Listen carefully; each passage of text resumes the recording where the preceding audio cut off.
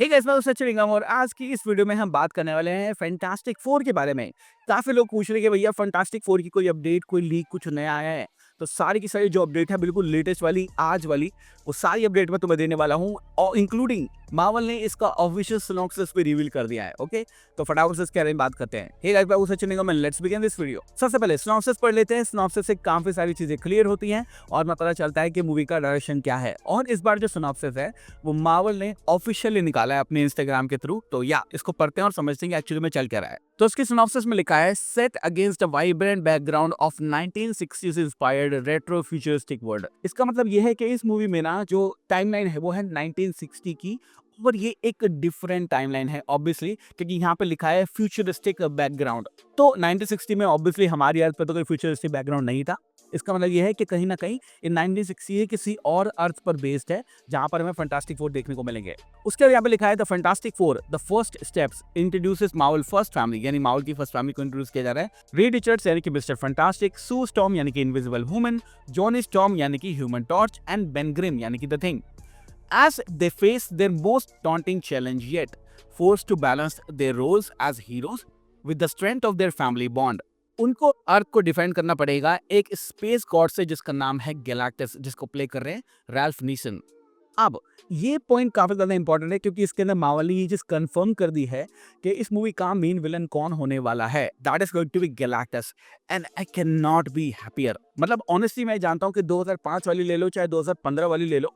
वैसे एक चीज बताऊं, एक चीज मैंने जस्ट अभी रियलाइज की कि 10 साल के डिफरेंस में एक फंटास्टिक फोर की मूवी निकलती है। पहली मूवी आई थी 2005 में, उसके बाद रिबूट करके आई 2015 में, और अब अगेन रिबूट करके आ रही है 2025 में। तो या फूड फॉर थॉट। वैसे अगर 2005 वाले इस फंटास्टिक फोर की बात करें तो उसके अंदर भी जो मेन विलन था वो हमारा गैलेक्टस ही था और उसका प्रॉपर्टीज हमें देखने को मिला था। और अब अगेन से 2025 में मार्वल ने कंफर्म कर दिया है कि इस मूवी का विलन है हमारा गैलेक्टस। अब गैलेक्टस कोई छोटी मोटी चीज नहीं है। मैं तुम्हें एक बात बताना चाहता हूँ कि एक टाइम पे ना मार्वल ने ये भी सोचा था कि हम जो है अगली सागा के लिए, अगर वो मल्टीवर्सल सागा फॉलो नहीं करते, अगली सागा के लिए जो मेन विलन होने वाला था वो होने वाला था गैलेक्टस।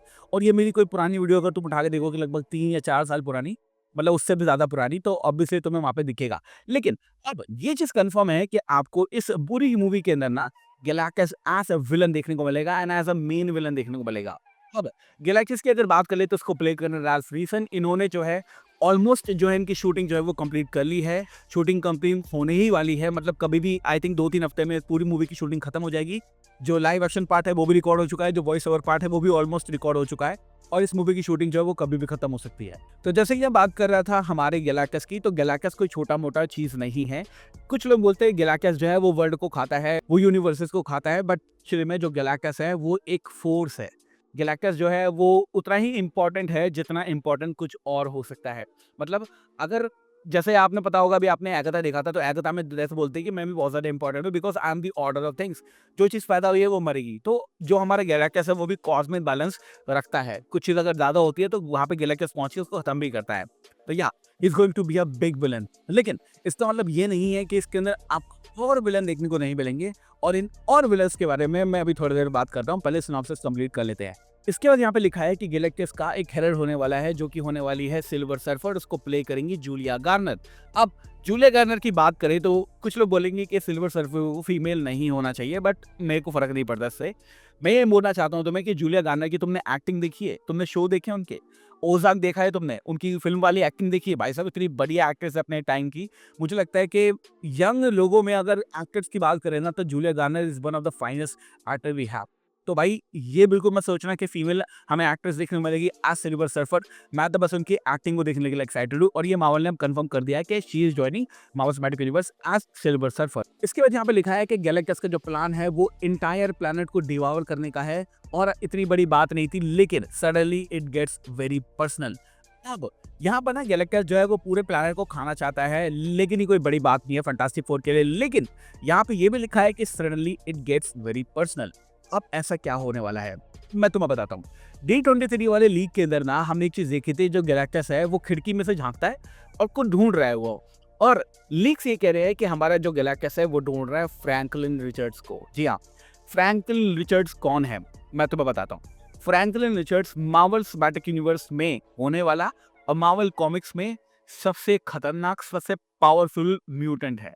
मतलब शायद ही कोई ऐसा कैरेक्टर होगा जो कि उससे ज़्यादा पावरफुल है। हाँ, मुझे पता है कुछ लोग बोलेंगे वन अबव ऑल है, कुछ लोग कहेंगे बियॉन्डर है, बट तुमने फ्रैंकलिन रिचर्ड्स की स्टोरी पढ़ी नहीं है। बंदा यूँ यूनिवर्स बनाता है चुटकी बजा के। गैलेक्टस को अपना कुत्ता तक बना लिया था उनने एक कॉमिक में।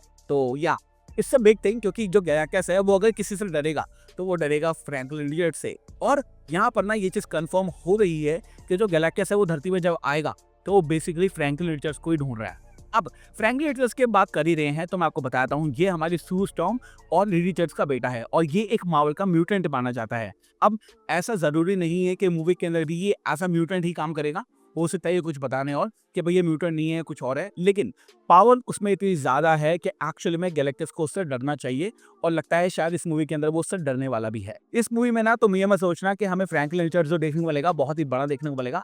आई थिंक ये ओरिजिनल स्टोरी है, तो उसमें अगर फ्रैंकलिन रिचर्ड्स तुम्हें देखने को मिलता ही है तो या तो पैदा हुआ होता है देखने को मिलेगा या फिर वो छोटी सी उम्र वाला देखने को मिलेगा, 4 से 5 साल वाला देखने को मिलेगा। लेकिन बाय दी अवेंजर्स डूम्सडे या फिर by the Avengers secret war is going to play a big thing, because जब तक उसकी उम्र बड़ी हो जाएगी और फ्रैंकलिन रिचर्ड्स कोई छोटा मोटा बंदा तो नहीं है, वो आराम से बिल्कुल आराम से सब कुछ ठीक कर सकता है और वो चाहे तो एक नया यूनिवर्स भी बना सकता है। तो हाँ भाई, इस मूवी के अंदर अगर गैलेक्टस आ रहा है कुछ पर्सनली करना चाहता है फैंटास्टिक फोर के साथ में, तो आई थिंक वो फ्रैंकलिन रिचर्ड्स से ही बैठना चाहता है और फ्रैंकलिन रिचर्ड्स जो है वो इस मूवी के अंदर बहुत ही बड़ा रोल करेगा और बहुत ही प्रोमिनेंट रोल करेगा। ठीक है, अब मुझे पता है कि तुम ये सोच रहे होगे कि भाई ठीक है, हमने सिनॉप्सिस सुन लिया, हमने फ्रैंकलिन रिचर्ड्स के बारे में सुन लिया, लेकिन डॉक्टर डूम का क्या? अब ये बात तुम ऑलरेडी जानते हो कि चाहे 2005 वाली तुम फैंटास्टिक फोर उठा के देख लो, चाहे तुम 2015 वाली फैंटास्टिक फोर उठा के देख लो, दोनों के अंदर हमने डॉक्टर डूम को देखा था और बिना डॉक्टर डूम के हमारी जो फैंटास्टिक फोर की स्टोरी है वो कंप्लीट नहीं हो सकती। फैंटास्टिक फोर का डॉक्टर डूम और हमारा रीड रिचर्ड्स जो है वो बचपन से दोस्त है और एक साथ वो पढ़े भी थे, तो यहाँ उन दोनों का डायनामिक सेट है। लेकिन इस मूवी के अंदर ना मुझे लगता है कि डॉक्टर डूम का ज्यादा बड़ा रोल नहीं होगा, सिर्फ और सिर्फ छोटे मोटे कैमियो होंगे और एंड में शायद वो डॉक्टर डूम को दिखा सकते हैं जहाँ पर रॉबर्ट डाउनी जूनियर का डॉक्टर डूम आएगा, या फिर ऐसा कोई सीन हो सकता है कि जो हमारा पेड्रो पास्कल का रिचर्ड्स है वो बोलेगा कि मेरा एक दोस्त था, अब पता नहीं वो क्या है, वो फोटो उठाया और वहाँ पे रॉबर्ट डाउनी जूनियर और साथ में वो भी हो, तो it will be a big thing. But मैं तुम्हें ये बता सकता हूँ कि डॉक्टर डूम का इस मूवी के अंदर ज्यादा बड़ा रोल नहीं होगा, it's most likely going to be a cameo only.